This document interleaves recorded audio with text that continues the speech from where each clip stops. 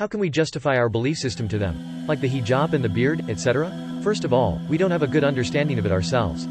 So we are dealing with it, and what happens? Anytime you have a problem yourself, you are very defensive and self-conscious and defensive about it. For instance, the beard. Do men in Islam grow beards? Are they supposed to? So I get a question. He comes to me and says, Sheikh, do Muslims have to grow the beard? I tell them, no. Not the women. They don't have to grow the beard. Can a woman grow a beard? No. That's silly, isn't it? So we say, okay, do Muslim men have to grow the beard? No. They can't. If a woman can't grow her beard, a man can't grow his either, can he? Can you? Go ahead, let's watch. Now you got the idea, didn't you? Allah is the one who grows your beard, yes or no? Yes. And it's Allah who told you to follow Muhammad, peace and blessings be upon him. And Muhammad, peace and blessings be upon him, told you don't cut it off. Now there is the subject, isn't it? It's not growing it, and it's cutting it off. You don't grow it. He, peace and blessings be upon him, said to leave the beard. He didn't say grow it, and he said go it. Because if you leave it alone and it doesn't succeed, you're not in trouble with Allah, are you? No. But if you cut it, you disobey the Prophet, peace and blessings be upon him. These people who shave everything off and leave one little tiny streak down the side, like the stripes on a racing car, that's a racing beard, or a little hanging down at the bottom, like a billy goat. Have you seen this? Do you think it's cool? I don't know. I hope Allah doesn't throw us in the fire for stuff like this, but it is not right to disobey the Prophet, peace and blessings be upon him. Now that you understand that, if somebody asks you about the beard, we can simply say, you don't have to grow your beard in Islam. Why? Because Allah grows it, so it's not an issue. Why do some people cut it? Who knows? Maybe they have a skin condition. Really, you can have severe acne, and this aggravates it, then he should shave it, makes sense. If you have something wrong with your body, you are allowed to do things like this to take care of your body. If you need to, there's nothing wrong with it. One brother came to me and said, Sheikh, my wife, she doesn't like me to have a beard. She likes it to be smooth. I said, you got to wonder about a woman who wants her husband to look like another woman. They never invited me back to that community, and I don't know why. What about hijab? They could ask the same question. Do Muslims have to wear hijab? Not the boys. See? Same answer. What about the women? Do women have to wear hijab? No, they don't. Nuns have to wear their hijab, called the habit. They have to, or else they are in big, serious trouble. They put it on in the morning and keep it on until they go to bed at night or take a bath. Those are the only 2 times they can take it off, and that's even in a convent. A convent is a place where women live all alone, just with other women. They never go out, but they still wear their hijab. Did you know that? Now, a Muslim sister. When your mom is at home working, doing housework, does she wear hijab? No, of course not. When she is doing stuff in the house, taking care of the kids, sitting there, enjoying, maybe reading Quran, does she have to wear hijab? No, of course not. The only thing is, if she goes outside where men can see her, then she wears the hijab, true or false. So women don't have to wear it, as long as they don't expose themselves to some men. So, know what's the limit before you open your mouth. Stop and think. We are the ones on the truth. They are the ones with the problem. If a Catholic asks you and says, do you believe in a Catholic church? Oh yes. And they are right? Yes. Why do you accept that women can't even get married and has to wear hijab all the time? Why do you accept that? But you can't accept Islam when she only has to wear the hijab when they are out in public so men won't stare at them or do something bad to them. There are many other things that Muslims are confused about, and when these people come to you, they try to open that up as a subject, just like the hijab. They try to open this up as a subject and try to ask you, well, what do you say about suicide bombers? That's easy.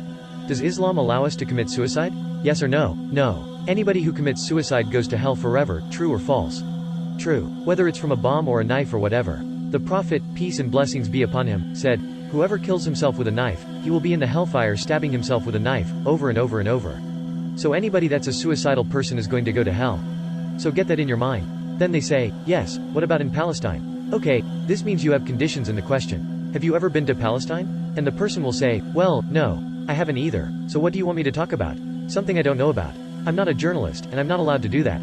What we want to focus on is the real thing about Islam. You asked the question about how to give them dawah or how to justify the belief system. Islam teaches us to use what's called the rational argument. You cannot have a sensible argument with an irrational person. If somebody is stupid, can you tell him anything? You can warn him, be careful, you're going to get hurt, and he'll say, I don't care. You can't talk to this guy because he's not going to listen. Don't walk in the rain, and you're going to get wet. Why? Because water is going to land on you. Why? Because gravity is going to pull it down. Why? 2 more whys like this, and we're done with you, right? This doesn't make any sense.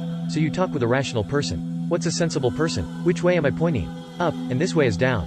In our argument, if I change my mind and say this is down, and this is up, that's irrational. It doesn't work, no matter how you try to argue. Some people will say, well yeah, but if I was on the other side of the earth then that would be up, wouldn't it? Okay, have a nice day. One time I was talking with a Christian, just as I entered Islam, somebody I did business with. I was telling him about Islam and the Quran. He wasn't even a religious person. The next time I came through that area, I found that he was not in his business. His wife said he was out at his church. I said, oh, he went to church. She said, no, he has his church. I said, how did you get a church and he is not even religious, and he doesn't know anything? He didn't even know the Old from the New Testament. He didn't even know one of the 10 Commandments. She said, he found the Lord. I didn't even know he was lost. So next time I came through, here he is, and he is wearing his suit. He was saying things like, praise Jesus. I said, well, okay, what happened to you? He said, I got the Lord. I said, okay, tell me about this. The Lord is telling me to do this, and the Lord has moved me to do so and so.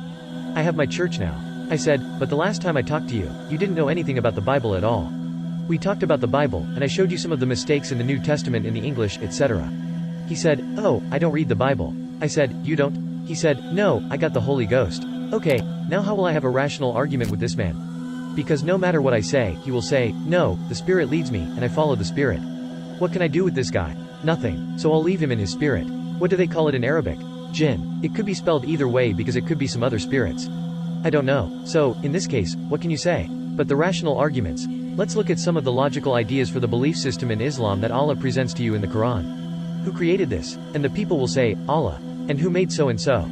Allah. Who created that? Allah. So if you already know that, why don't you worship him? Why don't you believe in Allah? Let's take the example we gave earlier about Ibrahim, peace and blessings be upon him. Remember what happened when he had that incident with his people? He broke all the statues. How about another incident that is mentioned in the Quran? When Ibrahim, peace and blessings be upon him, went to the leader of those people, and he said to them that Allah is the one who gives life and death. This leader said, oh, watch me, and he brought some people, and he ordered it kill some and let some go free. He said, see, I give life and death. So Ibrahim said to him, my Lord is the one who makes the sun come up in the east. Why don't you make it come in the west? So those are logical arguments, and this is the way we present Islam. Allah said it in the Quran. How can there be more than one God? Wouldn't they be in competition with each other? It doesn't make any sense. And people say that God has a son. I heard a perfect one on that one. Okay, so if God has a son, does he also have a father? Because how could Jesus have a father, which is God, but God doesn't have a father? Where did he come from? And would he have to have a wife and get married to her or whatever? And if they said they didn't get married, that's even worse. You are saying something sick. Why don't you just say Jesus is a prophet? That's what we believe. A miracle birth, yes. But if he has no father, doesn't that make him God? What? He had a mother, didn't he? I mean, she is doing a bigger miracle than him. Why don't you worship Mary? Then what about Eve? Wasn't Eve created out of a bone from Adam? Have you ever heard of anybody worshipping Eve? Then what about Adam? Adam didn't have a mother or a father, and he didn't come out of anybody. He went out of dirt, yes or no? So why don't you worship Adam? And when you realize that, all of that is a mistake in thinking. So these are rational arguments. That's what you do, and you stay away from the subject of what's going on in Kashmir, Palestine, or Iraq. Because number one, you're not going to change people's minds about the stuff they see on the news every day. Don't come out here and start talking about the conspiracy theories of 9/11. You say, I don't believe Muslims had anything to do with it. How did they find Muhammad and his passport at the bottom of those towers, and it wasn't even dirty? Yet those planes blew up everything, and it was so hot that the building collapsed, but it couldn't burn the passport? Don't do that because that won't help your case. You need to tell people about one thing, La ilaha illallah. When the Prophet, peace and blessings be upon him, sent Mu'adh ibn Jabal down to Yemen, he said, I'm sending you to the land of Ahlul Kitab. Teach them Tawhid. I'm sending you to the people of the book, people of the Bible, Jews and Christians, and when you get there, teach them about monotheism, one God. That's what we need to do. Sheikh Yusuf Estes.